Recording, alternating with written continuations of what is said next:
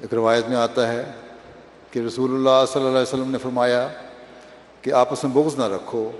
اور نہ حسد کرو اور نہ ایک دوسرے کی غیبت کرو، اور اللہ کے بندو آپس میں بھائی بھائی ہو جاؤ،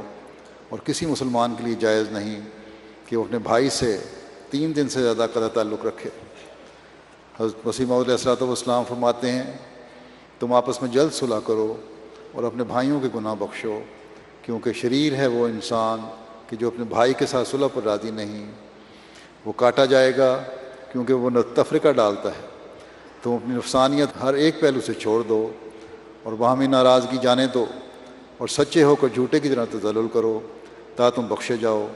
نفسانیت کی فربہی چھوڑ دو